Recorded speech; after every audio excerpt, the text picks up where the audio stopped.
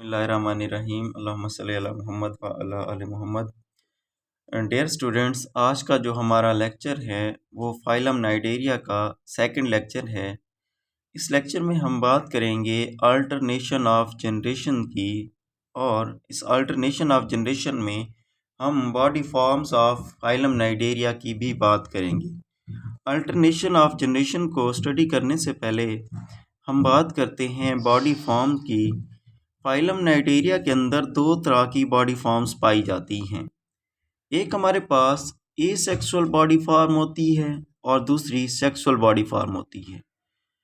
अब जो asexual body form है उसको हम पोलिप्स का नाम देते हैं। यानी ये जो फाइलम नाइडेरिया के ऑर्गेनिजम्स हैं, इनके लाइफ साइकिल में दो तरह की बॉडीज़ पाई जाती हैं। एक एसेक्सुअल बॉडी फॉर्म होती है, दूसरी सेक्सुअल बॉडी फॉर्म होती है। अब पोलिप जो है वो हमारे पास एसेक्सुअल बॉडी फॉर्म है। ये सिसाइल होती है, यानी अटैच रहती है, फिक्स रहती है किसी सरफेस के साथ, और ये इलोंगेटेड बॉडी होती है, यानी लेंथ वाइज बड़ी होती है, और सिलेंड्रिकल इन शेप होती है। अब पोलिप्स जो है किसी सरफेस के साथ अटैच रहकर सिसाइल रहते हैं। अब जो पोलिप की बॉडी है इसके दो एंड्स होते हैं। एक को हम नाम देते हैं ओरल एंड का और दूसरे को हम नाम देते हैं एबोरल एंड का। ये देखिए हमारे सामने ये पोलिप है। अब वो वाली साइड जिस तरफ माउथ है, ये देखिए ये माउथ वाली साइड है, माउथ वाली साइड को हम नाम देते हैं ओरल एंड का, और माउथ के जो अपोजिट साइड होगी उसको हम नाम देंगे एबोरल एंड का। अब जो पोलिप किसी सरफेस के साथ अटैच होता है वो उसकी एबोरल एंड से अटैच रहता है। अब अराउंड द माउथ बहुत सारे टेंटिकल्स मौजूद होते हैं। किस तरफ मौजूद होते हैं? माउथ साइड पे टेंटिकल्स मौजूद होते हैं। जब हम बात करते हैं कि ये जो पोलिप है किसके थ्रू अटैच होगा, तो हम कहते हैं एबोरल एंड के थ्रू किसी सरफेस के साथ अटैच होगा। तो ये था हमारे पास पोलिप फॉर्म। अब हम बात करते हैं इसकी सेकंड फॉर्म की, सेकंड बॉडी फॉर्म की, जो कि सेक्सुअल बॉडी फॉर्म है, और उसे हम नाम देते हैं मेडूसी का। अब मेडूसी कैसे दिखाई देते हैं? जो हमारे पास एक बाउल होता है, एक कप होता है, एक प्याला होता है, अगर हम उसको उल्टा रख दें तो वो एक मेडूसी की शेप दे रहा होता है। ये देखिए ये मेडूसी की शेप है।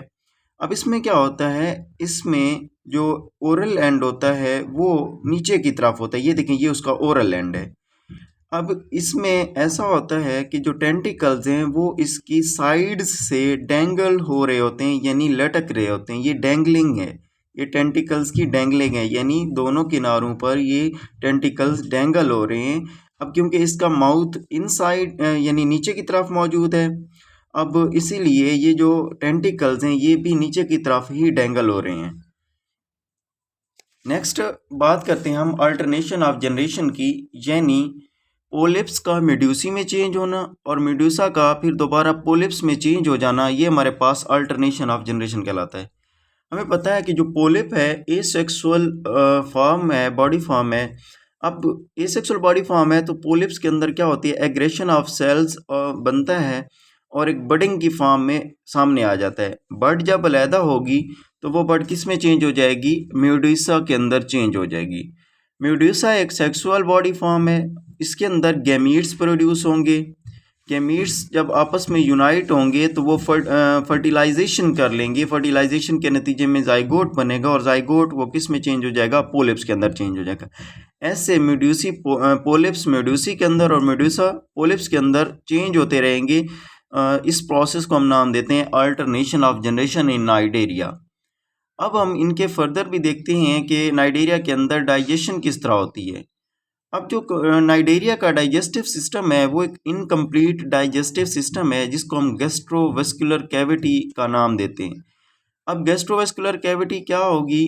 ऐसा स्ट्रक्चर होगा जिसमें इंजेक्शन के लिए और एक्सक्रीशन के लिए सिंगल ओपनिंग होगी, यानी खुराक को बॉडी के अंदर भी एक ही ओपनिंग से लेकर आएंगे, और जो अनडाइजेस्टेड एक्सक्रीटेड मटेरियल होगा उसको एक्सक्रीट भी सिंगल ही ओपनिंग से करेंगे, और वो सिंगल ओपनिंग इनके अंदर माउथ है। तो हम इनकी फूड और फीडिंग की बात जब करते हैं, हम कहते हैं कि इनका जो फूड है वो स्मॉल फिशेज़ हैं जिनको ये यूटिलाइज करती हैं।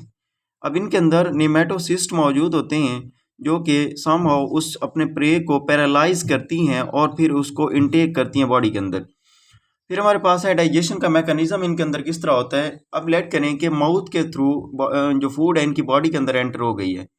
अब इनकी बॉडी के अंदर जब ये फूड एंटर हुई है तो एपिथेलियोवेस्कुलर सेल्स भी बॉडी के अराउंड मौजूद हैं, और इसके अलावा हमारे पास ये देखें जो गैस्ट्रोवेस्कुलर सेल्स हैं, गैस्ट्रोवेस्कुलर सेल्स ये देखें, ये दरमियान में मार्कर साथ मैं आपको शो कर रहा हूँ, ये गैस्ट्रोवेस्कुलर सेल्स यहाँ पे मौजूद हैं। गैस्ट्रोवेस्कुलर सेल्स के अंदर वैक्यूल्स मौजूद हैं जिन्हें हम फूड वैक्यूल्स कहते हैं। उन फूड वैक्यूल्स के अंदर इस फूड की डाइजेशन होती है। और इसके अलावा ये जो सेल्स हैं गैस्ट्रोवेस्कुलर सेल्स के ये समहाउ कुछ सब्सटेंसेस भी रिलीज करते हैं जो कि फूड की डाइजेशन में हेल्प आउट करते हैं। अब लेट करें कि हमारे पास फूड डाइजेस्ट हो गई है और अनडाइजेस्टेड मटेरियल यानी जो डाइजेस्ट नहीं हुआ वो भी बन चुका है।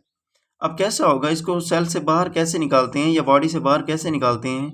कुछ ख़ास तरह के न्यूट्रिटिव मसल सेल्स होते हैं, वो इनकी फाइन डाइजेशन करते हैं, यानी इनको बहुत अच्छे तरीके से डाइजेस्ट कर देते हैं। डाइजेस्ट करने के बाद क्या करते हैं, एक कंट्रैक्टाइल रिंग बना देते हैं। लेट करें कि यहाँ पे खुराक जमा हो गई है, इसको आप ऊपर लेके जाना है माउथ से, तो ये एक रिंग टाइप स्ट्रक्चर बना देते हैं चला, जो इसको ऐसे ऊपर की तरफ लेकर जाएगा और सेल के बाहर ऐसे पोर आउट कर देगा। ये ऐसे स्टार्ट होगा लेकर और उसको सेल के बाहर ऐसे पोर आउट कर देगा।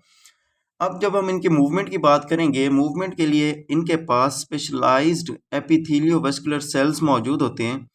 एपिथेलियोवेस्कुलर सेल्स इनके बाहर एपिथेलियल लेयर के अंदर मौजूद होते हैं। इनकी मूवमेंट इस तरह से होती है कि अगर लेट करें कि लेफ्ट साइड वाले एपिथेलियोवेस्कुलर सेल्स कॉन्ट्रैक्ट करेंगे तो राइट साइड वाले रिलैक्स रहेंगे, और अगर राइट साइड वाले कॉन्ट्रैक्ट करेंगे तो लेफ्ट साइड वाले हमारे पास रिलैक्स रहेंगे। अब लेट करें कि यहाँ पे लेफ्ट साइड वाले एपिथेलियोवेस्कुलर सेल कॉन्ट्रैक्ट किया तो ये एक तरफ पिंच हो गए, तो इस तरफ दूसरी तरफ ये रिलैक्स रहे। अब नेक्स्ट डायग्राम में देखें, अब राइट साइड वाले कॉन्ट्रैक्ट हुए, राइट साइड वाले रिलैक्स हो गए। इस तरह ये इनकी रिलैक्सेशन और कंट्रैक्शन से इनकी मूवमेंट होती है और ये आगे की तरफ मूव करते हैं। तो ये था आज का लेक्चर जिसमें हमने alternation of generation, body form of medusae, digestion in cnidarians, उनकी food feeding, digestion mechanism, peristalsis और मूवमेंट की बात की। इंशाल्लाह नेक्स्ट लेक्चर में हम क्लासिफिकेशन की बात करेंगे कि नाइडेरियन की क्लासिफिकेशन कैसे है, उसको हम इंशाल्लाह डिटेल में देखेंगे। Thank you so much.